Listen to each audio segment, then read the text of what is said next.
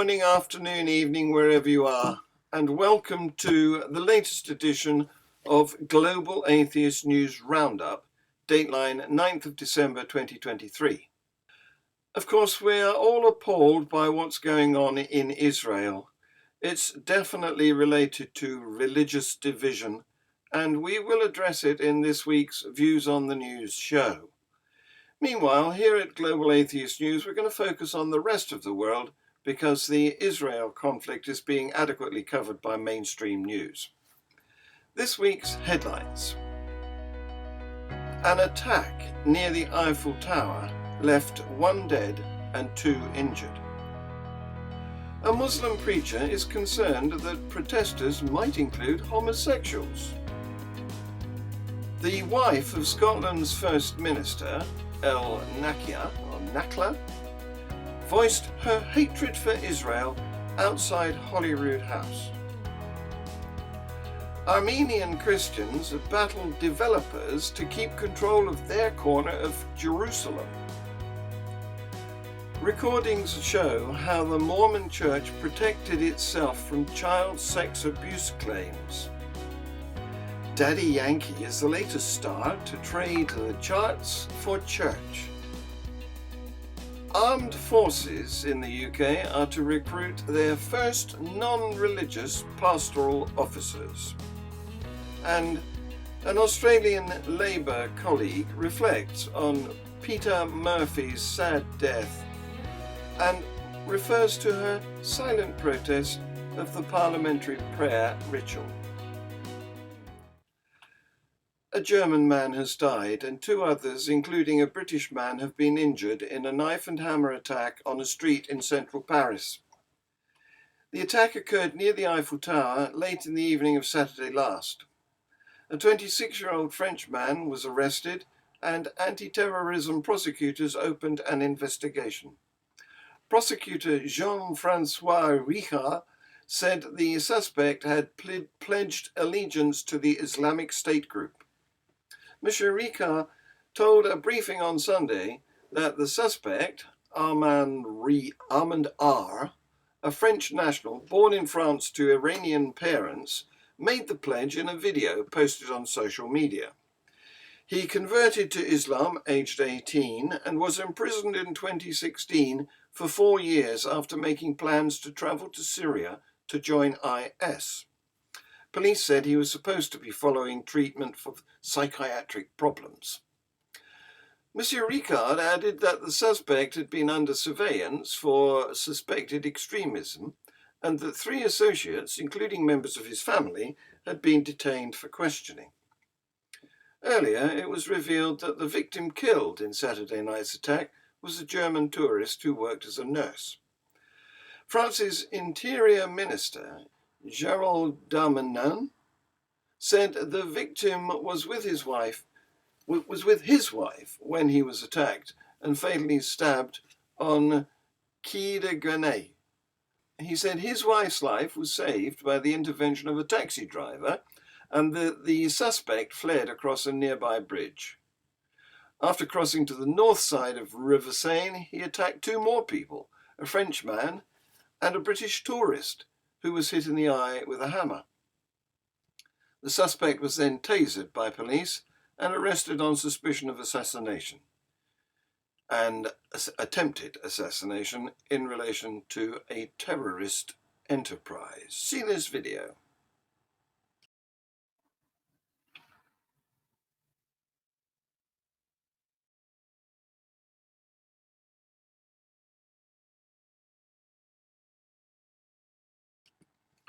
A Muslim preacher worries about the possibility that the Palestine protests might include women and men who take it in the backside at night. See this video. Guys, protesting in and of itself, is it haram? The strongest you haven't seen an evidence to say that it is. But are there things that happen at protests that could be haram, that are absolutely impossible to escape? For example, free mixing with women, at the very least. men and women mixing with each other. Is that not something that is necessary at the protest? Yes or no? Let's not talk about other things. Let's not talk about the salah time that gets missed. Let's not talk about what? Standing next to what? A guy that's going to take it in the backside at night. Because that's who you're protesting with. That's who you're protesting with. Let's not talk about that. Let's not talk about that. At the very least, is it not that men and women are coming and femixing together? You're going to stand, your sisters are coming out of their houses. Well, so come if you will to go and stay in your house. And if you come out, sister, make sure it's in the park or at the very least a jilbab. At the very least a jilbab. But she's coming out with makeup, nothing. Because it's not deen of Allah, but it's humanitarian cause. Does that make sense? Okay, cool. So then, is Allah going to give victory to people that are disobeying Him outright? Like, if Allah is above the heavens and the earth, but above His throne, He's looking down at these people who are protesting, asking, not even asking Allah for help, asking kuffar to intervene. And they're with what? They're free mixing. I remember I said this in a video once, and people really got angry with me. One guy wanted to physically attack me because he was like, people are being killed and you're saying you're worried about free mixing. I'm like, brother, wallahi, you're a shaitan. Wallahi, you're a shaitan, man. Because victory only comes from Allah. If you leave the free mixing, the victory will come. That's the point. That's the point. Leave the sins, brother. If you leave the sin, Allah will give you victory. You will be given victory. 1 week after the attempted genocide by Hamas on Israeli festival goers, the wife of Scotland's First Minister, El-Nakla, voiced her hatred for Israel, surrounded by carefully placed propaganda messages outside Holyrood House. See this video.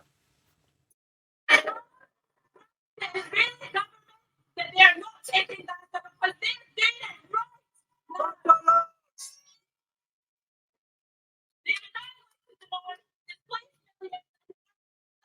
Leaving babies to rot.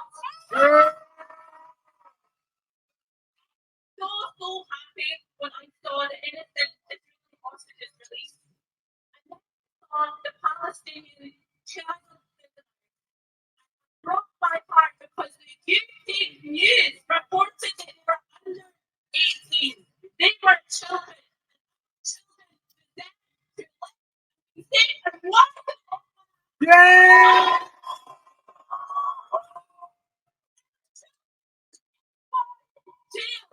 No one in the UK because our Palestinian lives are not valued.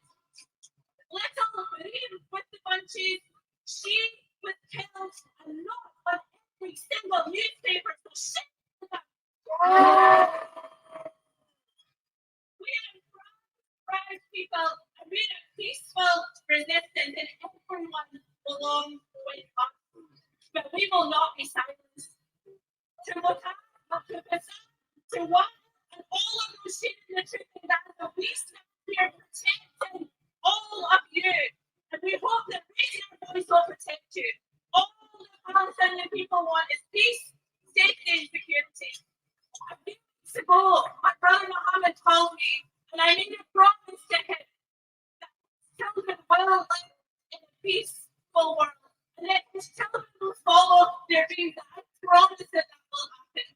And every day I worry that I will have to make my promise to him.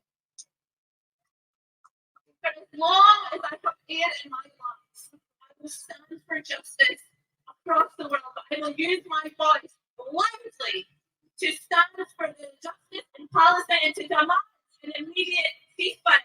To every single one of you here, do not ever give up and do not stop using your voice.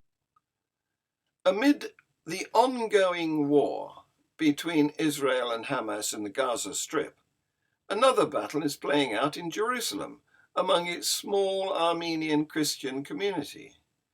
Their own patriarch and an Australian-Israeli businessman is said to be set on taking over the Armenian quarter of the Old City.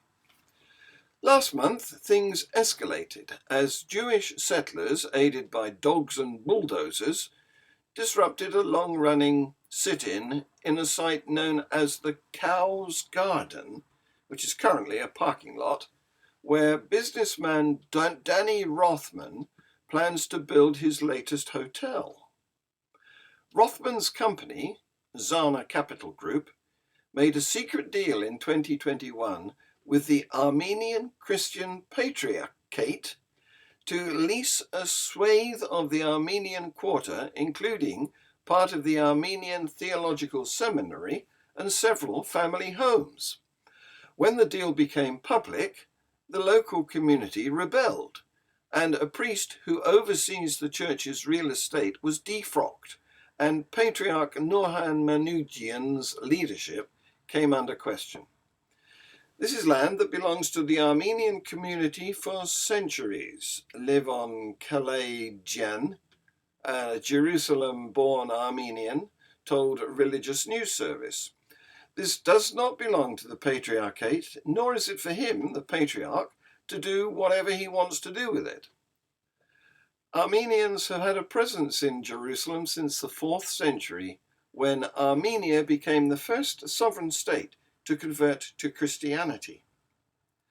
Some of Jerusalem's Armenians trace their heritage to pilgrims who came to the holy city nearly that long ago, while others arrived from the former Ottoman Empire, fleeing the Armenian genocide in 1915 and 1916.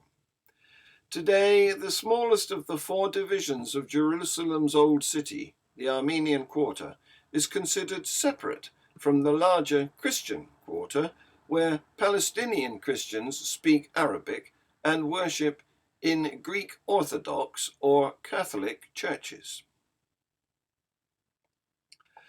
In the spring of 2015, Chelsea Goodrich, then a 29-year-old graduate student in psychology living in Southern California, began to confront disturbing memories. While her peers dated and created lasting relationships, she was filled with anxiety and dread at the prospect. "Instead of wanting to have a relationship, I just remember feeling terror and confusion and kind of disgust, like all at once, about it," she said during a series of interviews with the AP, Associated Press. Her memories included several occasions when her father, John Goodrich, slipped into her bed at night in their house in Mountain Home, Idaho, to spoon her while he was aroused, pushing himself against her backside. On one occasion, when she was 9, she remembered her father had apologized to her for being aroused while they were playing in the family swimming pool and told her not to tell her mother, Lorraine. The last incident, Chelsea recalls, occurred during a field trip to Washington, a school field trip, where her father admits he climbed into bed with her in a state of arousal and slipped up close behind her. John Goodrich admitted that during a recorded conversation with Chelsea, Lorraine, and one of Chelsea's brothers. Lorraine and Chelsea had been recording their confrontations with John about the alleged abuse, which they would later turn over to the police. While grappling these memories, Chelsea met a Mormon friend who she came to trust and with whom she shared these unsettling remembrances. Her new friend told her that her father, Paul Ritting, was a high church official who often dealt with sexual abuse complaints, and suggested that Chelsea should contact him. Unbeknownst to Chelsea, who believed Ritting's main responsibility was to aid victims, at that time he was deeply involved in defending the church in a highly publicized West Virginia child sex abuse lawsuit. Several Mormon families had accused the church of allowing a Mormon sex abuser, Christopher Michael Jensen, to babysit for their children, whom he allegedly abused. Jensen was sentenced to serve 35 to 75 years in prison after he was found guilty of abusing 2 of the children. Chelsea and Lorraine also let Ritting know that church officials may have known about John Goodrich and his daughter for years. John told them in conversations that were also recorded that he'd repented, details of his relation with Chelsea, to several local church leaders. Ritting told them that church leaders said they did not recall hearing any such confessions. Then, 10 days after John's arrest in Mountain Home, another woman stepped forward with additional allegations of sex abuse after learning of the case against John. The 53-year-old single mother accused him of having non-consensual sex with her after giving her the drug Halcyon, a controlled substance that John often used to sedate patients during dental procedures. She alleged that Goodrich drugged her the previous July after she cut off a sexual relationship with him. Puerto Rican superstar Daddy Yankee has announced he's giving up music to devote his life to religion. The star, known for UK hits like Despacito and Gasolina, revealed the news to fans at the final show of his La Ultima Vuelta world tour. Living a successful life is not the same as living a life with purpose, the 46-year-old rapper told the crowd. For a long time, I tried to fill an emptiness that nobody could fill, he added, saying faith had saved him. That's why tonight I recognized and am unashamed to tell the world that Jesus lives in me and that I will live for him. It's an abrupt change for one of the leading voices in reggaeton, the sexually charged street-smart style that emerged in Panama and Puerto Rico in the 1990s, blending reggae music with Latin American dancehall music and hip-hop. As he finished his last ever show at the packed Coliseo de Puerto Rico in San Juan, the star thanked his fans for their support and urged them, follow Jesus Christ, who is the way, the truth, and the life, as a group of drones flew over the stadium, forming the shape of a cross. The UK Ministry of Defence has announced that it will recruit non-religious pastoral support officers for the first time to operate alongside religious chaplains. The intention is to recruit 3 staff members, 1 each for the Army, Navy and Royal Air Force.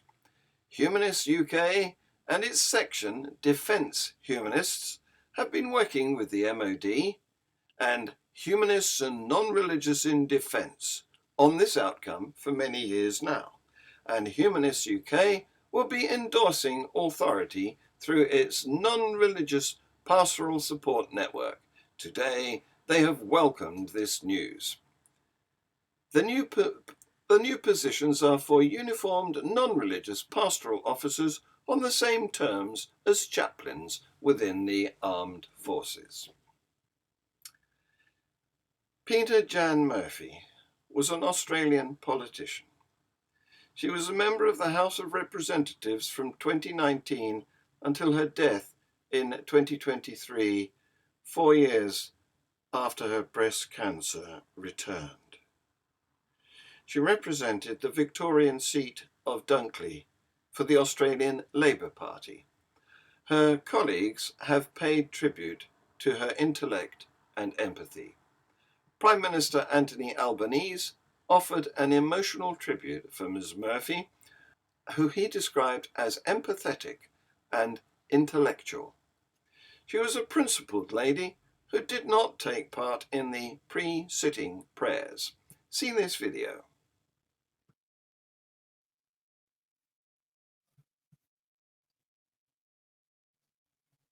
She was the same in her approach to all matters, large or small.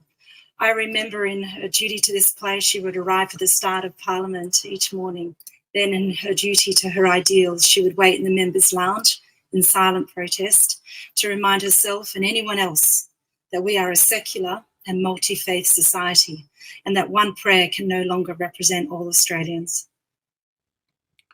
Shortly on this channel, you can watch Tercia and I chat with guest Diogo Duarte, a Portugal resident who has views about living in that Roman Catholic country and will talk about creationism and other issues.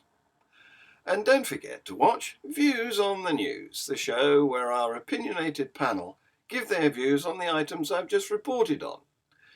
This has been Global Atheist News. Please like, share and subscribe. Thank you for watching.